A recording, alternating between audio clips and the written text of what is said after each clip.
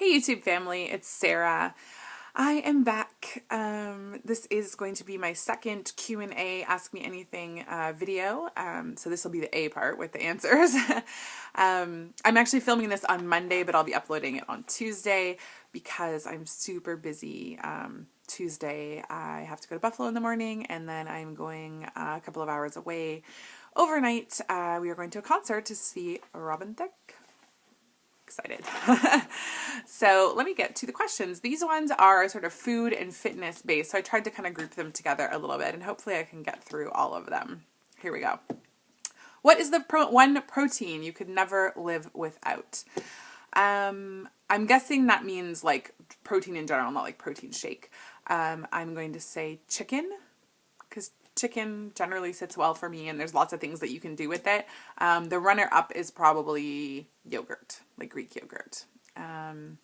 What's your favorite protein right now? Again, I don't know if that's supposed to be like protein shake or actual protein, but protein-wise, I basically tend to eat chicken, fish, seafood, yogurt, cheese, peanut butter, and eggs. Those are probably my regular protein sources. And protein shake-wise, I use Fit Frappe. Sometimes I use Chike or Click as well, which are coffee-flavored proteins. Fit Frappe also has coffee-flavored proteins as well as just a chocolate and vanilla. And then I usually mix those with Isopure chocolate or vanilla. That's a zero carb. I do use Premier protein shakes sometimes, they're ready to drink, and I just tried the lean shake from GNC. They're ready to drink, and that's not bad either. So those are the proteins that I use, but my favorite protein shake is Fit Frappe. What's your favorite recipe for weight loss surgery, peeps? Wow, that's a hard one. I really like this inside out egg roll recipe, which I'll try and link to below. It's really, really yummy and very like low carb and low cal. I make it with ground turkey, and I really enjoy it. I also like the egg face ricotta bake. I've made that recipe and put ground turkey in it as well, which I really like. Other than that, I don't know. I do like, I haven't made them in a while, but I do like the little like individual like wonton cup kind of things. Anything small. But I eat a lot of the same thing. It's pretty boring. So yeah. What was your favorite drink prior to surgery? My favorite non-alcoholic drink was Diet Coke, and my favorite alcoholic drink was Diet Coke in Malibu. Interestingly enough, I still do drink Diet Coke very seldomly. Normally, it's probably once a week or once every 2 weeks. When I'm out at the bar at karaoke, their water is terrible, like terrible. And so now I actually will usually get like a Diet Coke. It is very flat. They're like taps, I don't know, like it's fountain Diet Coke and it's super flat. So, yeah. And again, if I'm drinking, I still do drink Malibu and Diets because actually from a calorie point of view, they're one of the lowest calorie things. So yeah. What's your favorite go-to website to order delish or healthy things? It's a good one. I really like nutrition.com. They have a lot of great bariatric friendly stuff, low carb stuff, and they have really good prices. So that's definitely one that I would check out. They pretty much sell almost everything that I want to buy on a regular basis, which is really handy.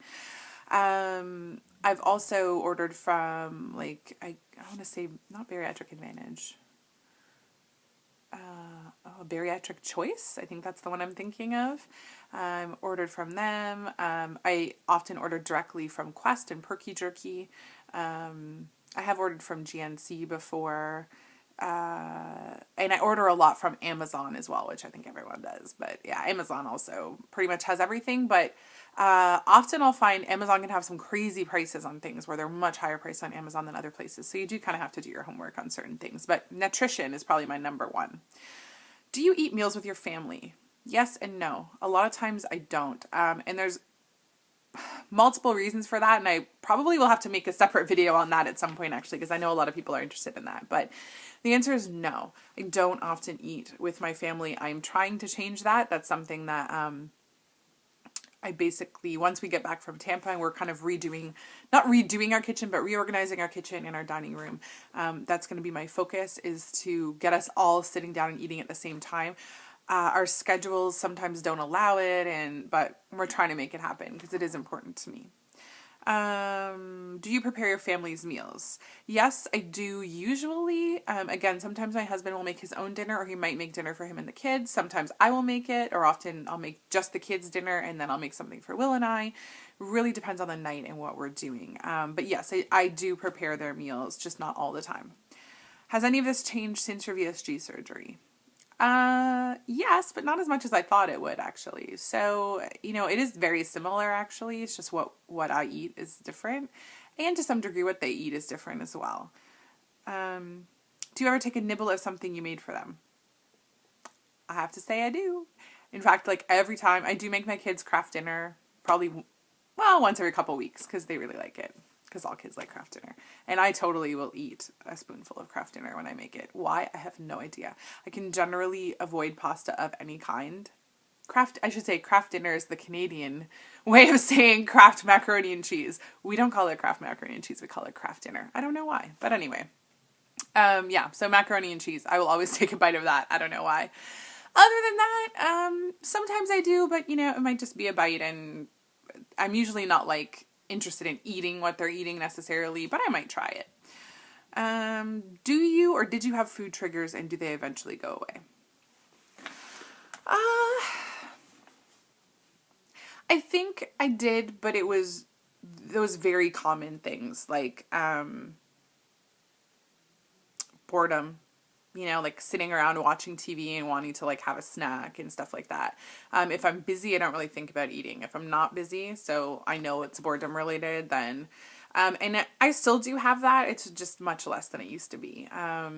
Being around food sometimes is a trigger, but not always. It really just depends on the day. What can I do, or is it just a mental thing that I have to overcome? So again, that was sort of a follow-up to the food trigger thing. The surgery, at least VSG for me, does help with that to some degree, because it helps with your hunger and your cravings and that sort of thing for a time. Okay, I will say that for me at this point, not so much. I get hungry. I still have cravings. I still want to eat stuff. So now it's more a matter of mental toughness and willpower and just good habits. And that's why I always encourage people to build those good habits, even when you could probably get away with cheating and still lose weight. It's what that bad habit will cause to happen later on in your journey that's the problem, because no matter how many times people said it, I didn't really believe it till I experienced it myself. It does get a lot harder, this particular aspect of the journey. I hate when people who are vets and farther out say, it's so much harder now. And I was like, yeah, it's hard right now too for me, because I'm early out. I would never say it's harder in general, but there are certain aspects that are harder. And one of them is controlling what goes in your mouth and your cravings and your hunger, because all of that stuff does come back for most people. It has for me, at least. So I do think in a lot of ways, it really is a mental thing. So you may get a little help from the surgery, but it is a mental thing, and you just need to learn to change those behaviors and to try and avoid those triggers that make you want to eat. How many calories do you take in a day? Usually between 900 and 1,000 on an average day. Probably some days as low as maybe 800. I try not to go below that, and I try not to go above 1,100 probably. But on the average day, it's about 900 to 1,000. Why are you trying not to drink Crystal Light? I mentioned that in a video that I was trying not to drink Crystal Light. The only reason why is I just think I'm really dependent on aspartame and sweeteners and that sort of thing, and fake stuff. And I'm just trying to get away from that as much as I can. I'm not one of these people who thinks I'm going to grow a tail from aspartame, or that it's poisoning me or anything like that, to be honest. But I am just trying to get to more, whole foods and that sort of thing slowly. So I am trying to change my habits as far as what I drink. So that's why. I see you're a coffee fan like myself. How soon after surgery were you allowed to have it again?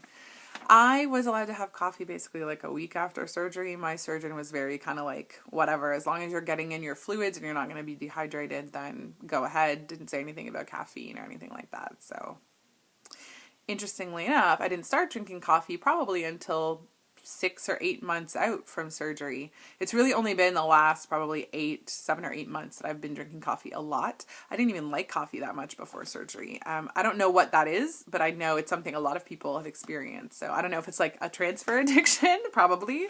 But yeah, I went from not drinking coffee at all to drinking coffee, probably at least twice a day. So I'm in a stall. Any advice on how to kickstart the weight loss again? I'm probably not the best person to ask because I've never really had what I could really consider like a stall. I don't consider it a stall when you're doing things that are actively making you not lose weight. So, yeah. So for me, I mean, yes, there was a period of time when I wasn't losing weight or my weight was fluctuating up and down, but that really, I think, was my fault.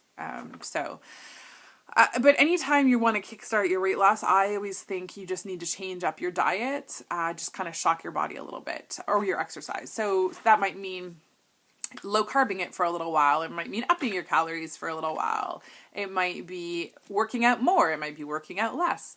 There's lots of different things that you can do, but I think it's great to experiment with different things and just see what works for you. So, I think if you're in a stall, one of the things that people recommend is, go back to the basics. And I think that's a great place to start. But if that's not really working for you, then try some different things and just see what works for you, because everybody's really different, I think.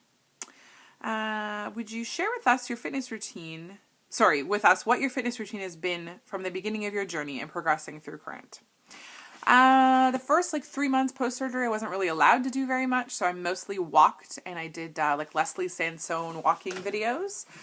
After that, I joined a gym. I got a personal trainer. I worked out probably 2 or 3 times a week. A lot of weight training, some cardio.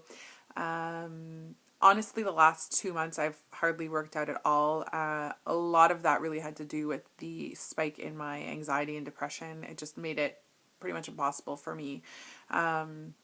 Yes, that is an excuse, but that is the explanation, to be honest. But I'm looking forward to getting back to it. I just know that's probably not going to happen at this point until after Tampa, just because of how busy my schedule is and that sort of thing. But I'm going to need it after I come back from Tampa. So I am looking forward to it for sure. And I'm looking forward to the warmer weather, get outside and walk more, and maybe actually start running again a little bit. So how many calories do you burn with exercising? This is a really interesting question because I don't really subscribe to the tracking how many calories you're burning when you exercise, because I think it's really, really difficult, because everyone's basal metabolic rate is different and everyone's body is different. I don't really think any of those things that track how many calories you supposedly are burning when you work out actually work. I also don't subscribe to the eating back your calories thing either. So for me, I really don't care how many calories I'm burning when I work out, so I don't really know. And to be honest, it has a lot to do with how much you weigh as well. So even if I said, well, I burn 500 calories a workout, that might not be a big deal for me at 220. But if you're, 150 and you're burning 500 calories a workout, then you're working a lot harder than I am. So, yeah. And then the last one is, do you take vitamins daily? And if so, what vitamins do you take? Yes, I do take vitamins. I'm one of those pansy people that takes chewable vitamins and stuff. I'm just really bad at taking pills. And there's something about the chewable, chalky vitamins. I can't do it. There's a taste that makes me want to gag. I don't know. I'm not very sensitive to that, but there's something in a lot of multivitamins. So I take, Centrum chewable, vitamins. They look almost like gumballs, and they taste kind of like Skittles. They're delightful. So I take a multivitamin, I take chewable calcium and fiber. I think the calcium that I take is Vitafusion. And the fiber, I can't really remember what it is. Sorry. I take B12, chewables as well. I take a probiotic. I take vitamin C sometimes, vitamin D. I think that's about it. My labs have all been good, so apparently whatever I'm doing vitamin-wise is working. And, I try and eat green vegetables and stuff when I can as well to try and help with that. But overall, health-wise, I feel like I'm, as healthy as I could be, and all of my labs are great, and my blood pressure is actually low, but it's definitely not high. So I'm pleased, with that so far. So I will be coming at you again on Friday, obviously, with my update, and then next Tuesday again with another Q&A video. And until then, always remember, it's not just about what you've lost, it's about what you've gained. Have a great day.